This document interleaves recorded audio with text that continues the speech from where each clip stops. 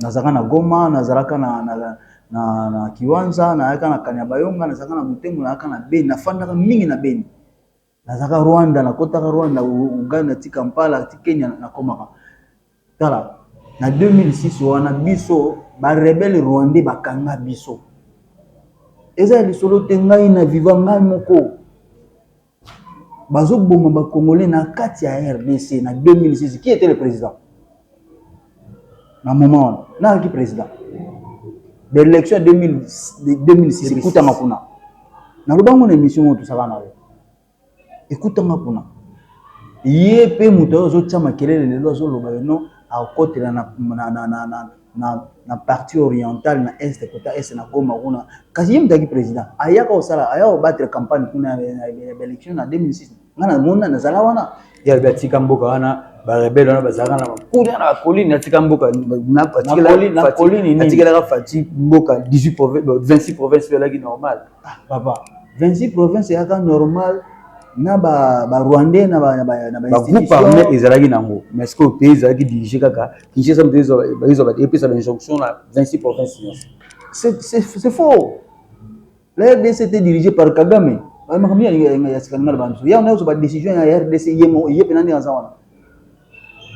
décision de Solomon Robo. Et ça a défilé, je crois, en 2012, sur la Bossanité. Défilé, ça a mis à Kinshasa. Les 30 juin. Roi belge, a invité à défilé. Le président, le chef d'État et le corps diplomatique, ils m'ont invité parce qu'ils ont fait retard il y a 2 heures de temps. Kagame, pour banda activité. Na retard il y a 2 heures du temps. Mais ce cas Kagame est le président fait ça pouvoir la moni na matanga ya fait papa Etienne Tshisekedi personnel bazalaki wana bazaki ambiance zaki bien. Mais ça pour politique à bon voisinage. Boutolier a eu pouvoir il y a sika pouvoir sika. Banger o eza wana na scène politique nanu vraiment ayebi yango malamuté nanu se concentrer contre vraiment envers yango té nanu comprendre yango bien vraiment té. Il faut que à la politique à bon voisinage na pays frères pays frères oui tout ça na bango frontalier et c'est pour cela un qui a invité na pas makambo baloba ngo trop oh c'est lui qui a fait venir Kagame à Kinshasa. Mais c'est normal. Au cours de ma bongo te. Tant que ma bongo zo kan so ma malam. Ce que nous avons le mot la bina na uti ko lobana bi hier be les algo ya MLCT. Pour ça yo attaque analyste pour ça différence entre rebellion ou yazo sala la rebellion ou MLC ala ko ça pour obundisa fait pour monsieur Laurent Désiré Kabila pour Ndeko Mbappé azalaka soutenir na ba Museveni azali loka Museveni ki loka parrain na e aya conquérir pe ba beni ba kotola so ça différence entre rebellion et MLC ya salaka ya Bemba na rebellion ya Corneille Nangaa. C'est difficile, c'est très difficile, c'est presque impossible parce que vous imaginez que ça rébellion en montée. Est-ce que oui que la rébellion écoutez que bini boloba que non ala soutenir na Rwanda sur Rwanda économie ça fort papa bloko ba yibana na est na biso comme ça bon makasi Rwanda soutenir bango oui parce que tant que toujours ba bongo toujours na côté na tant que yazolo ba yazo sala yango tolo bila yete.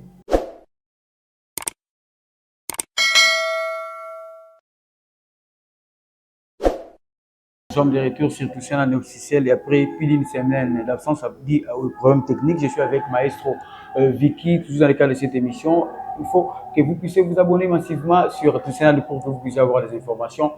concernant notre pays, concernant la culture, concernant toutes les diversités que vous connaissez. Donc nous sommes ici chez notre maman Stéphania, salon de beauté Stéphania sur Roi 11 à Palanca. Donc nous sommes ici avec notre invité Pichu Senté. Lui c'est un artiste musicien mais c'est aussi un analyste, ça la analyste concernant Makambo Italie, Mboka Congo, tout déjà ko benga ya pour te mettre ma solo ya Mboka Congo pour les qui moi temps de Pichu boni. Kimia mon pandisa moi mi koleleke belé là ici il y a pas 3 semaines 4 semaines déjà depuis les cas susté tout le monde peut n'importe ça la mine analyse Makambo Italie Mboka Biso RD Congo tout le monde depuis un certain temps Makambo Lati Lali ezani Bon rebelle parce que kana kana bango kuna gouvernement pe etikali kana kokana. Bon nasepelika pour le bilokola non quoi le ko elali. Or et so totali bien tozongi moi sima et eloko ebandeki kosala lokola tomonaka no actualité eza makasi to eza na ngambo ya baennemi wana na ngambo ya bagresseur parce que bango nde arrogance eza mboka na bango donc badefiaka RDC na baarrogance na bango tout d'abord po balobaka mingi mais maloba na bango ezalaki ya baœuvre moko oyo ezalaki eza na soubassement vraiment te ezalaki mbala na soubassement te mais nayebi que au cours ya émission todéveloppe yango parce que y a beaucoup à dire. Ce qu'on dit bango bapemi donc de doka souvent comme on est salama te bakangi boka boy ils ont bénéficié na gouvernement pour na bango na za perdre na makambo. Bon et ce qui to kanisi bien tant bazwaki Goma biso nyonso na ngai na yo je crois que sur la kiango tozaki touché tozaki vraiment choqué et puis encore tant que komi na likama Bukavu et comme lisusu pire encore mais nzoka ezalaki na carte mosusu ebetamaki na nsima wana or président de la république oyo eza Fatou Beton azalaki na pensée mpe unique oyo aye azalaki na lolenge ya banda ozwila makambo mpe komonela makambo wana mposa na ye ezalaki nini dans la face du monde atia Rwanda en épreuve atia yabimisa ye na face du monde mpenzaka non te mpo Kagame awanganaka lokola bandaki kowangana ke basoda na ye bazalaka na territoire congolais te e kokota na bango na Goma mpe Bukavu elakisaki na face du monde que Kagame akosaka et oyo eza réalité mpe vérité basoda na ye baza vraiment na kati ya territoire congolais et epesaki avantage na RDC bien que baoccupé Goma mpe Bukavu et maintenant eloko olobi que excusez na za bénéficiaire na makambo wana gouvernement to ba rebelle bon automatiquement tokoloba te non RDC to gouvernement RDC eza bénéficiaire tango ennemi a occupé territoire moko ya biso et parce que il suffit kaka 1 centimètre ya territoire congolais soki eza na maboko banguna biso toza ba perdant RDC eza perdant alors tokoloba te non gouvernement eza bénéficiaire toujours ba ennemi baza ba gagnant na axe wana mais na minute oyo baza déjà na ba problème sérieux kaka ndenge bakota wana soki bon monika po itolobaka pe na lolenge na biso ya bakinois soki soni ezalaka na makolo nde ntango mosusu bato ebele bazotambola te soni se ekanga ya bango baza bato oyo soki ezalaki soni te faye bakende na bango deja bazongana bazonga esika bauta mais lokola eza soni moyen bazonga bongo eza te yango mondi bazopersiste wana parce que ndenge baza wana baza susu na eloko te baza na ni ravitaillement baza na ni donc baza eloko te na ni ravitaillement eza te militairement ravitaillement eza te côté ration donc mbongo ya kofuta basoda eza te mbongo ya kolesa basoda eza te mbongo ya korenforcer bango na armement eza te ndenge baza wana yango ozomona progrès eza te na makambo wana oyo bango bazosala wana au cas où dans l'entretemps na ngambo mosusu gouvernement congolais oyo président de la république aza mpe na badémarche azosala oyo ekopesa RDC force mosusu ekomema RDC na niveau mosusu na makambo nyonso oyo azosala comme badémarche na côté diplomatie oyo wana etikali wana FARDC oyo bandaki kofinga bandaki kokilisa na bawazalendo eno bango aza na armée te mais lelo armée rwandaise M23 AFC bazokoka so koprogresse te mais ce qui concernant ma progression koyoka Corneille Nanga alobi il y a aussi la rébellion les différents là MLC les différents là rébellion c'est une rébellion constitutionnelle donc soit quand Mboka automatiquement Barcelone a une fois formé une idéologie à FCM M23 et puis va continuer au progresser là on a Goma déjà on a caisse de départ on a comme ça et coincé la mentalité maramamo pour banque centrale du Congo ils ont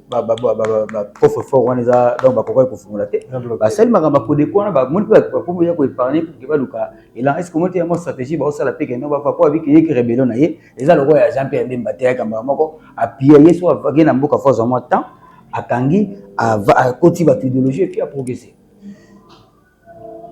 Bon, et ça, à la raison, non, ils ont rébellion pour la constitutionnelle ou yalosala. Constitutionnelle, ils ont hier m'ta pesi kombo wana.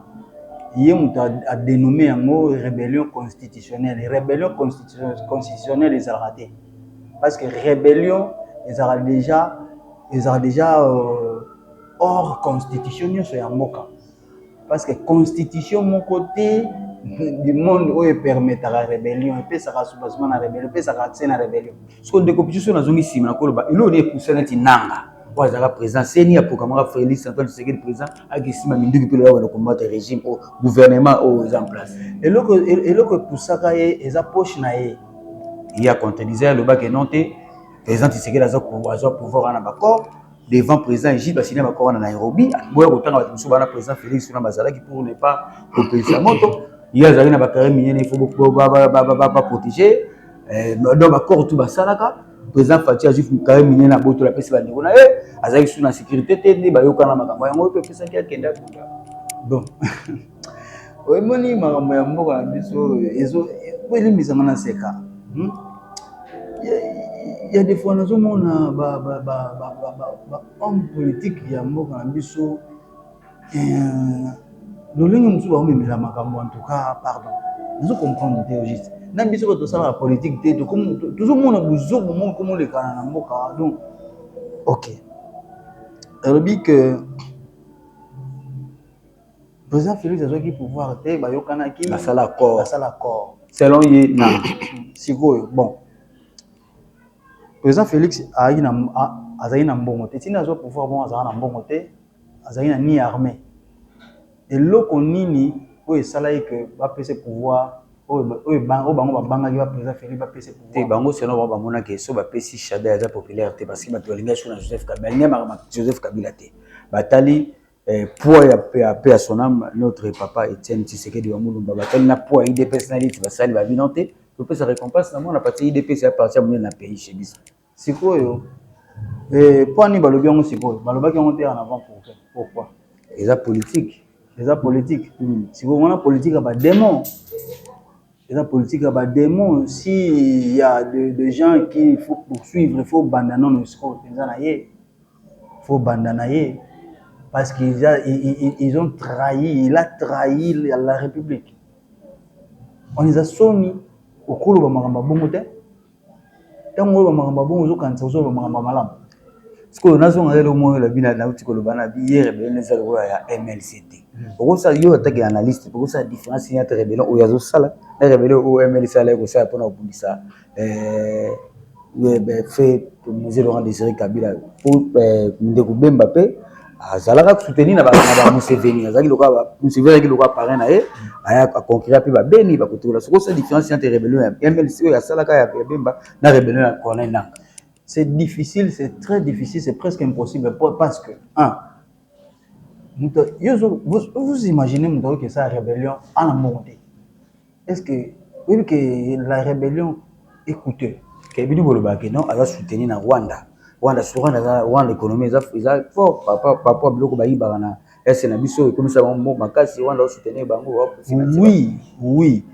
parce que tant que tozolo ba bongo tous on a côté na tant que yazolo ba ye azo sala yango tolo bila yete excusez yazo ba ye tant que yazo sala rébellion lokola ba MLCT c'est bien bon mais bisonyo soto yebi tolo bila ka parti à Jean-Pierre Bemba Richard Man bisonyo soto yebi famille Bemba eza famille oyo makambo ya misolo eza bazalaka nango déjà tokota kuna te nanga sikoyo azwi wapi eloko moko na ninga yena loba olobaki yango awa nazonga ono moke likambo ya frustration mpona likambo ya rébellion moto akezwa manduki mpona nini aza frustré osaleli omo boyokani te baaccord basignaki président soki azwaki azalaki na bakare minier président abotoli apesi bandeko na ye bango ndenge oyebeli bango s'il faut atanga nkombo ya ndeko oyo ya Tshisekedi apesa bakare minier na otanga abangeli oyo te akoyoka mpe soni te si c'est vrai automatiquement eza lokuta mais ekomi sikoyo ntango mosusu ekomi sikoyo lokola bamaseki tokomosala maseki donc soki motu moko boye aza frustra sepeli te na likambo moko boye lokola azwaki parce que ozo bakare minier eza permis ekende koappartenir na individu comment mais bato wana bakare minier baza kuna lokola batimbanga video ezali président imana il a des carré minier c'est un individu papa makambo mosusu il faut kokende nango na bafe il faut kokende kotala kovérifier comment est-ce que makambo wana ezoko se déroule non eza simple te kolobaka non kingandi aza na carré minier ce n'est pas permis même ntina na constitution permis te permis te makambo wana eza bato ebele bazoloba kaka na nzela oloba kaka masolo mosusu tomona yango eza masolo ya balabala eza masolo ya balabala yango mpe bagresseur oyo bazwi comme basuma ya makambo na bango mpona nini mpona koatake mboka na biso ozomona donc bazwi kaka bamasolo ya balabala na yango bango mpo makambo ebele bazoloba bango nanu makambo nango batambusa yango na lokuta donc pendant la kati oyo balobaki pendant ce temps de lobi keno te ndenge bango nanga asuki déjà aza limité nde bisoki soni eyaki na kolde motu nde makotambola susi te mais ce que gouvernement en place nde bakangi nord na sud kivu presque une grande partie ça ozwi bukavu na goma ndenge bango bakoka soki kotambola te tolobaka diplomatie te qu'est ce que le gouvernement en place bakosala pour que mpe baluka barécupérer baterritoire parce que ça fait longtemps depuis bakangi yango parce que yana bakangi la partie oyo ezolukela pays na biso makambo ya partie eza la plus riche ya na mokili. Ok, c'est une bonne question.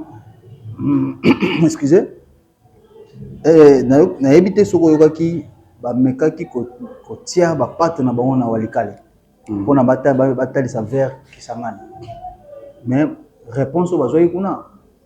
ezongisi bango mwa bato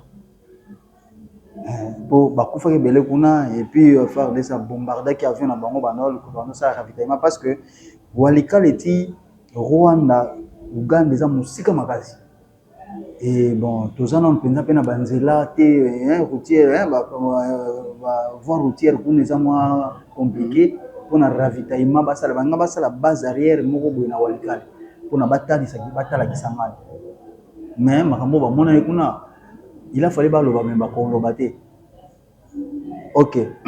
excusez, en tout cas naza un peu grippé bolimbisi pena mpona yango. Alors likambo oyo ya gouvernement eza nango sikoyo gouvernement akangi maboko te eza na mabongisi oyo gouvernement azosala mpona koreconquérir baterritoire wana na nyonso wana ntango lobi diplomatie mpe ezali mais il faut quand même paix sur terrain parce que Bounagana déjà 3 ans bakanga ou diplomatie tomona ti bapromise ti bagoma. Oui, naza sûr ozaki informé le président de la République azaki invité na Qatar bakena kokutana na Kagame kuna et ça là que masolo wana bon non mpenza bapublie yango officiellement te mais toza na mwa basource oyo eza crédible mpe bapesi biso mwa masolo yango na mwa moke nango ndenge nini makambo elekaki kuna badévoile biso mwa basecret ya masolo wana e eza nini Kagame azosenga président de la République Fathi Beton que atika kolobela mingi kombo na ye na makambo oyo. Et en revanche, donc yako fait ça comme en échange, ils ont retiré les soldats dans le territoire congolais sans condition. Le président Félix Tshisekedi a dit, ça ne passera pas comme ça. Mais il faut retirer les soldats parce que c'est comme ça. Maintenant là, et Koki Kosala Massoute, toute personne qui va attaquer la République et il va tuer les gens, les Congolais, il va payer de son propre chair. Comment? Nous voulons la justice. Non, nous voulons la paix. Si, oui. Mais pas sans la justice. Nous voulons la paix avec la justice. Donc, Moutonio Soyo, Oyo a bomi dans le territoire congolais, a bomi les Congolais, à Kofu, il faut qu'il paye. Ce qu'on dit, c'est 3 semaines et mois de Baputanibuna. Qu'est-ce qui prouve que Kagame a la volonté, le président Kagame a la volonté de retirer les troupes? Parce que ils ont mais sur le cas de la diplomatie, mais sur le terrain, il y a la marque. Oui. Oui, tu es bien Kagame est arrogant. Il y a une politique et arrogance. Mais, malgré toi, tu as combattu à un niveau où tu as le président idiot. Oh non, il y a des distributeurs, il y a pizza en Belgique, à Bruxelles,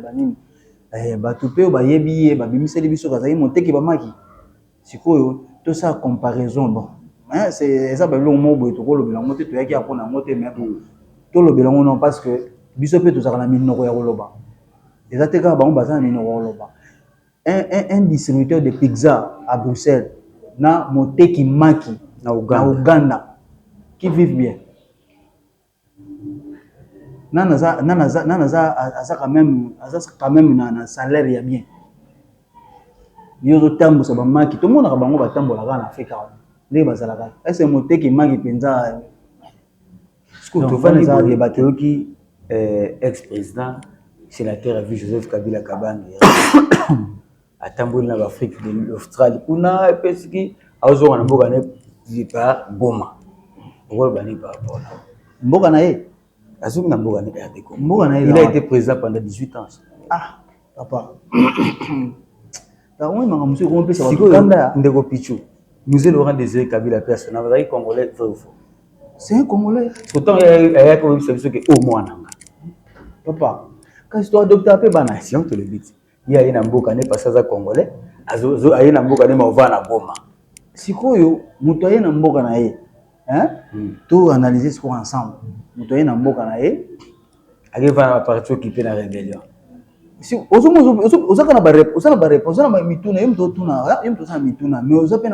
réponse, vous avez une réponse,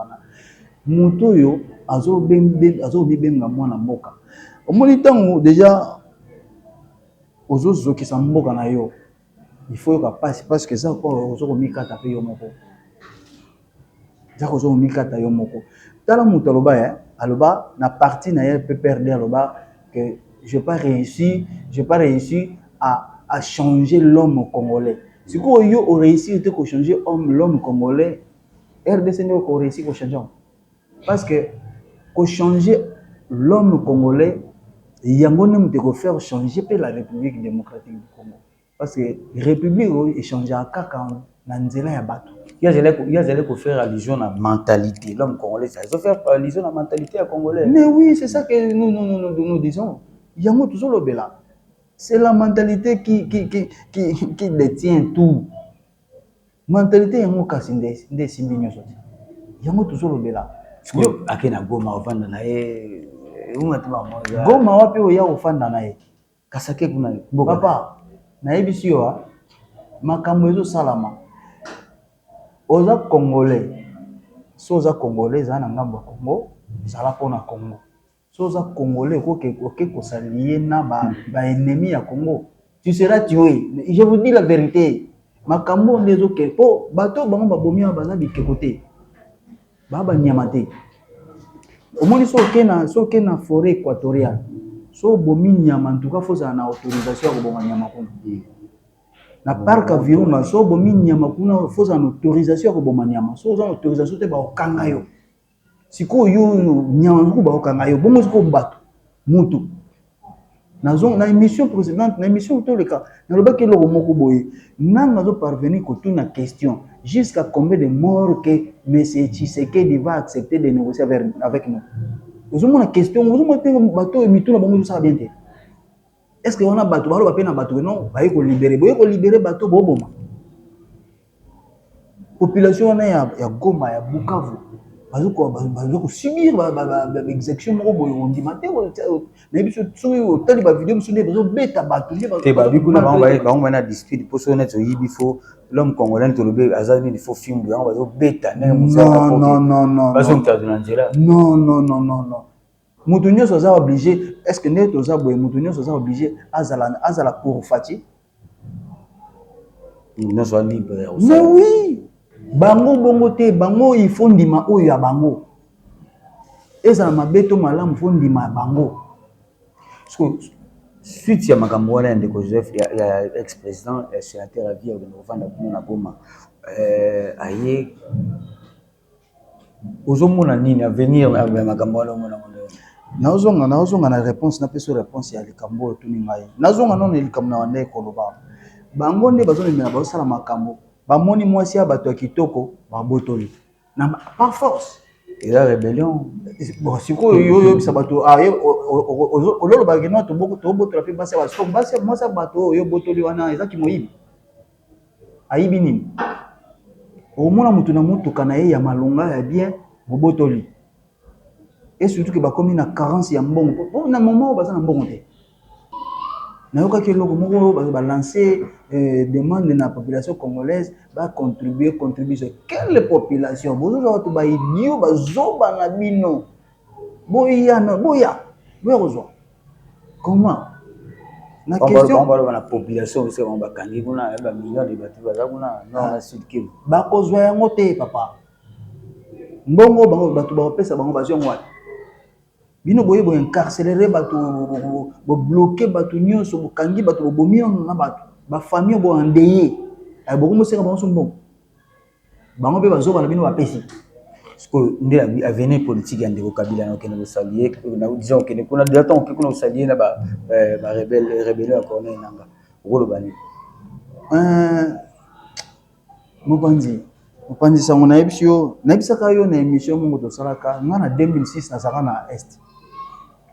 nazaka na Goma nazalaka na Kiwanza nayaka na Kanyabayonga nazaka na Mutembo nayaka na Beni nafandaka mingi na Beni nazaka Rwanda nakotaka Rwanda Uganda ti Kampala ti Kenya nakomaka tala na 2006 wana biso ba rebelle rwandais bakanga biso eza lisolo te ngai na viva ngai moko bazo bomba ba congolais na kati ya RDC na 2006 qui était le président na moment na qui président de l'élection 2006 écoute makuna na lobango na émission tout ça na écoute makuna yé pe muto zo tama kelele lelo zo loba no a côté na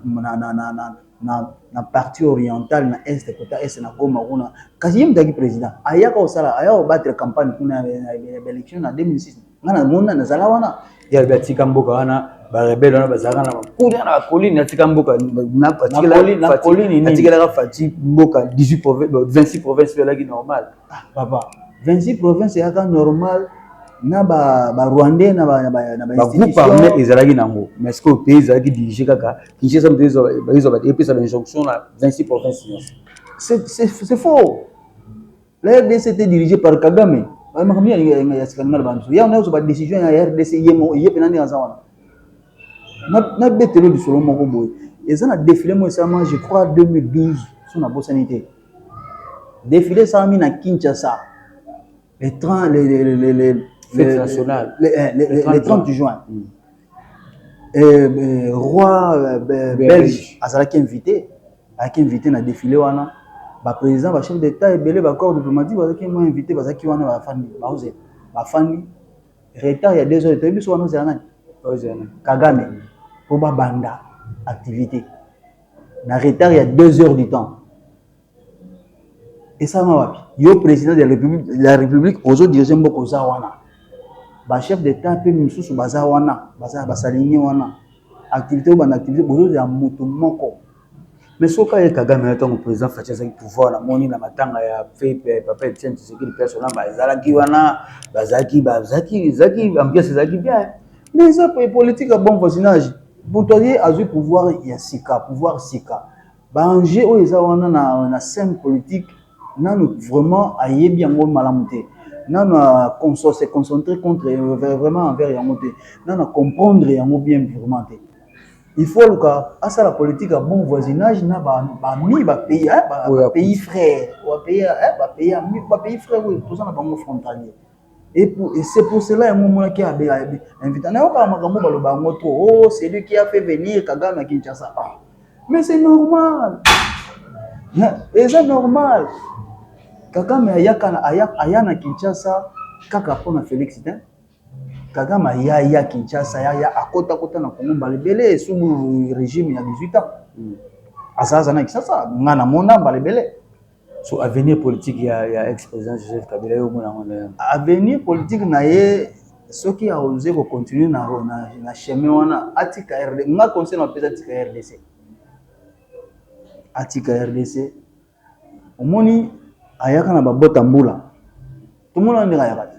Ba Congolais ba commissaire bongo par Congolais la sur le peuple yango na oti koloba universitaire wana ba soit disant ba tamaïli wana ba commissaire bongo yango ka ba Congo te yango na oti koloba Congolais nyoso ko s'allier na sima ya mutu wana akufa oso bazara dia na Kinshasa ba shadari ba batina kasi ba kufa ko ba batina biso population to tika to bando tala bango ka bongo yombo ngo eza ba kanga ngo otage ya bango pour ça, on Congo RDC, non, merci chaque beaucoup. Chose a son commencement et sa fin. Ça fait merci beaucoup de copier. Tout comme citer déjà les Amarabatans. Au Talika Caméra, parce que yo la maestro Viking pour tout. Au coup le bas nini pour le gouvernement na biso na ndenge ke magamango et dosé. Le gouvernement soit aussi pour récupérer. Wapé aux hommes tous na biso pour faire une stratégie parce que Congolais nous sommes plus de 100 millions de Congolais. Donc Congolais moko zapi na droit au moins de pona parce que fana na Angola tu dis que Bangolais balinga mboka na bango fort balinga drapeau par rapport na biso ba Congolais le cambio ko lo bana gouvernement pour que ba récupérer ba territoire oyo isa ba rebelle ba conquérir depuis déjà plus de 3 mois depuis les 3 mois bon no bandana le cambio ya deal oyo président de la République azo sala comme na compte hier ya mboka na biso avec les États-Unis. En toi, c'est vraiment encourageant. Tombelango, bonne chance, Marambouana et Kennedy Bousso. Parce que les gens, certaines personnes disent qu'il est capable de tout faire pour conserver son pouvoir, son régime et non pour faire quelque chose pour l'avancement de la population. Il y a un pouvoir. Bon, Nasco, Nabi Kemituniza, mais na tuna peta musu mutu to bato balobi makambo wana est-ce que bato wana to mutu wana aza capable ya koyebisa biso likama malamu oyo Félix asali te le bami ke non président Félix sanga ye wana constitution le faut des mandats au sali otiki okei président Fatia comme na 7 ans akomi na bula ko toucher kuna constitution pour que abréger 3e mandat yango raison pe bananga raison musu ko bananga babi yango basima munduki parce que constitution mboka bako touchango te président sortant ex-président ngame ko touchango so ne moni nenga suka yo kaswelo na episode likambo tamsuna na lobango te omoni ngai nazani TDPS ni mutu ya yo nazani ni politicien naza ni muluba ni katange naza mu Congo mono Congo ngena naza mu Congo papa nanga mu Congo maman nanga mu Congo naza muta ba Congo donc je n'ai rien à voir avec yo tribalisme soki nini naza na tina makambo wana te eloko ni zo sa ba balo ba biloko eza haine envers le président yango na obi eloko ya et na bato nyonso bazoloba ba biloko wana eza na moto te oyo koloba bolamu moko oyo président ya sali baza te po asali makambo ebele ya minene oyo régime ya 18 basala te baotikalaka mpe kosala te po bayaka mpe kosala yango te siko yo apuye dilo wana eloba nini Deal wana eloko liboso non elongola biso na ba histoire ya macabre oyo ya buzoba oyo salama ya ba guerre oyo ya salité ba groupe armé et nyonso aussi là nyonso je vous assure parce que esika États-Unis azali yo otia pate wana ozanani olien bapesi yo nini je suis sûr que dit wana et aboutir de l'au moya papa mais ce que zo mona ezozwa pe moi tamboye Sénat américain fandi chambre ya congrès fandi américain fandi Trump atie misu tala ki biso nyonso histoire ya corridor ya l'auditoire oyo Joe Biden alingaki aya asokola se laver pour y mona non asali quand même atiki quand même contrat moko boye à venir ya américain na ba congolais ya malam na bangolais mais yango te au moins est-ce que mona Trump président Trump azolo belango atango de côté parce que oyo sala mana RDC sikoyo na nzela président Tshisekedi yango nde esimbi makambo on a tous les deux pays yango nde parce que l'échange wana eloko oyo toandaki kodéplorer depuis le temps ya kokota na grande porte tosolola tosala baaccord gagnant bino bozo gagner biso mpe tokogagner yango nde ezosalama sikoyo eza sûr que so dilo wana esimbi peuple pa kobénéficie na makambo parce que toyebi motema mabe esa il faut toloba badirigeant ya biso baza trop égoïste. Bon égoïsme ezalaka na bacongolais oyo toyebi mais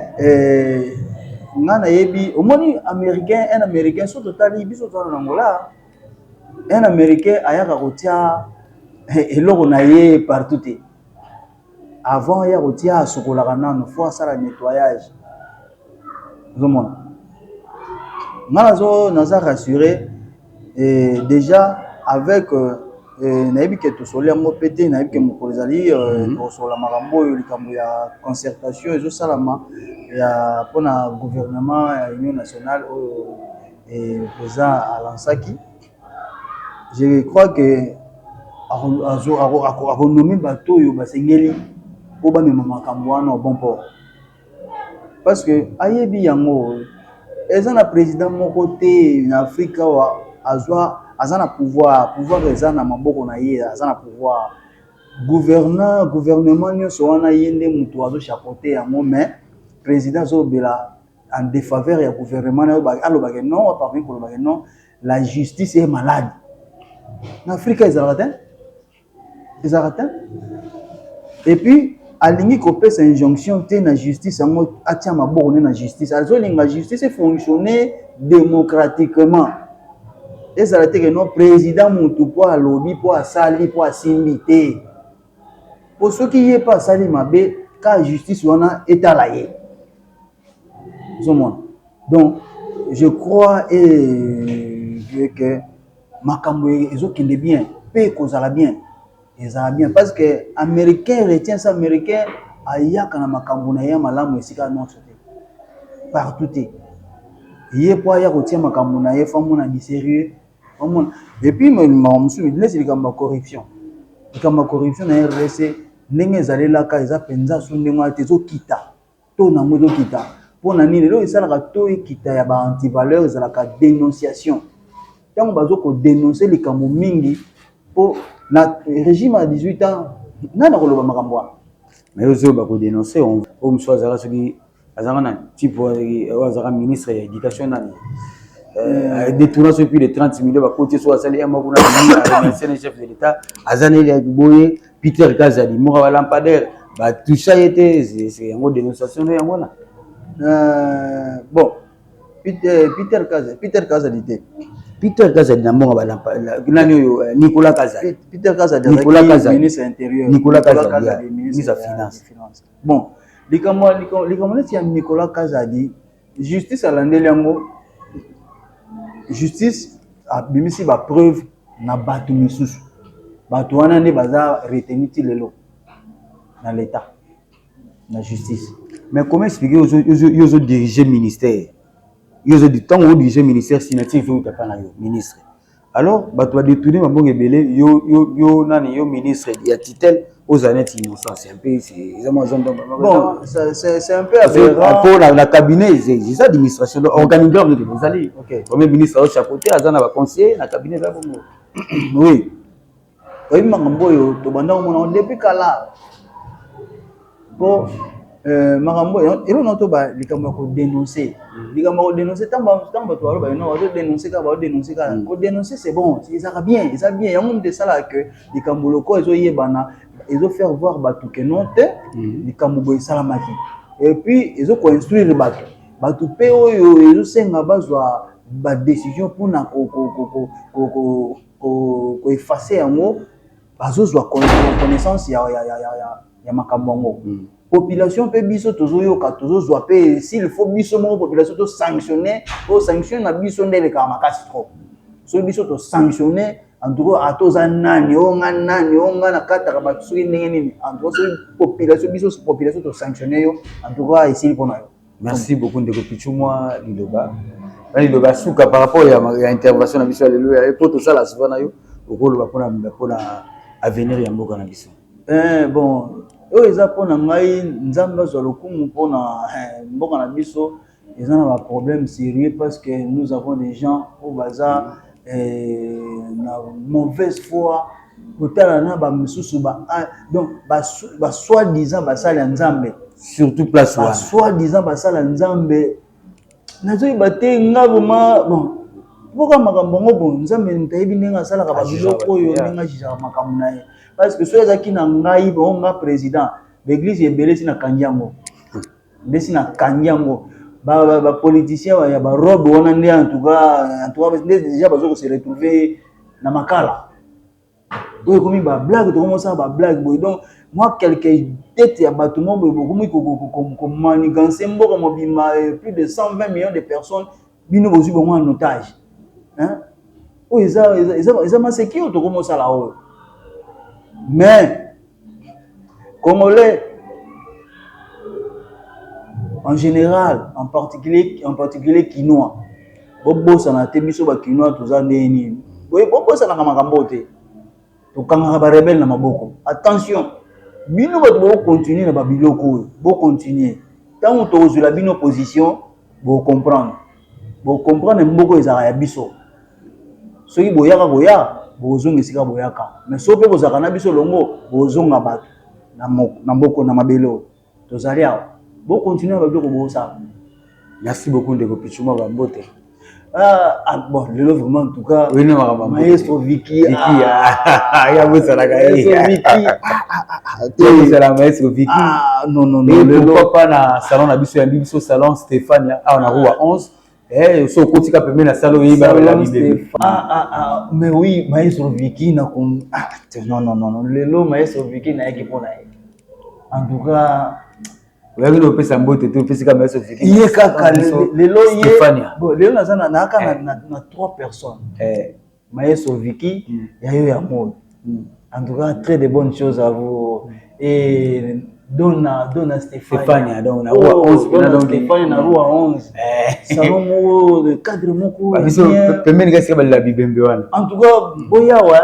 Donna Stéphania. So parlant ka voya. So na palanka na roi 11 jusqu'à la ga bibembe wana yiba na ngolwa na mobimba. En diagonale na salle ya tasiba salle na biso funérailles et donc en tout cas vous allez bien accueilli et cadre moko kitoko malili na kati la paix gentil so la bien très gentil donc désormais tu retourner awa Maestro Vicky ya suka wana ekozanga te agence les blancs les blancs Zamunda Zabitia biloko na une semaine aujourd'hui na une semaine yo yango ngwagasi olingi otinda biloko na Kinshasa yaka na palanka na so le cadeau Miguel wana okozwa